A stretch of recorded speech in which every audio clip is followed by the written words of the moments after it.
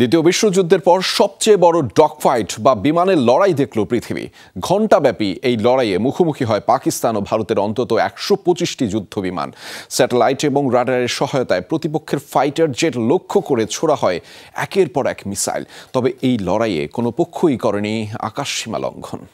Jamuna smart refrigerator, smart লাইফে smart refrigerator. Operation সিন্ধু পাকিস্তানে ক্ষেপণাস্ত্র হামলা চালাতে লাইন অফ কন্ট্রোল বরাবর রওনা দেয় ভারতের ৭৫ থেকে ৮০টি যুদ্ধ বিমান।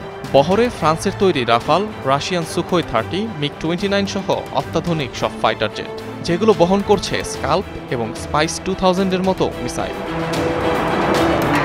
বিপরীতে পাকিস্তানের আকাশসীমায় অবস্থান নেয় চীনের তৈরি J-10C এবং JF-17 থান্ডার মডেলের 40 থেকে ৪৫টির মতো ফাইটার জেট। PL-15 মিসাইল সহকারে প্রতিরক্ষায় অবস্থান নেয় আকাশযানগুলো।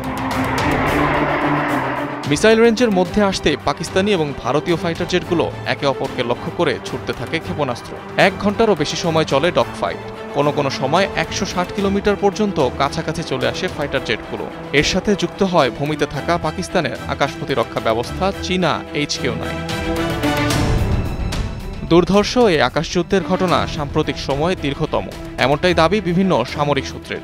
এমনকি দ্বিতীয় বিশ্বযুদ্ধ পরবর্তী সময়েও দেখা মেলেনি এমন এরিয়াল ওয়ারফেয়ারের। পাকিস্তানের এক জ্যেষ্ঠ কর্মকর্তার বরাতে এমন দাবি মার্কিন সংবাদ মাধ্যম CNN সহ একাধিক আন্তর্জাতিক গণমাধ্যমের।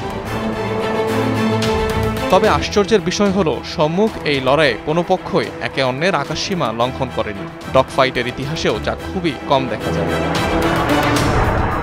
২০১৯ সালেও ব্যাপক বিমান যুদ্ধ হয় দুই প্রতিবেশী। সেবারে অবশ্য এক মিগ-21 বাইসনকে খোয়াতে হয় ভারতকে, বন্দী হতে হয় পাইলটকেও। অনিক রহমান, যমুনা নিউজ।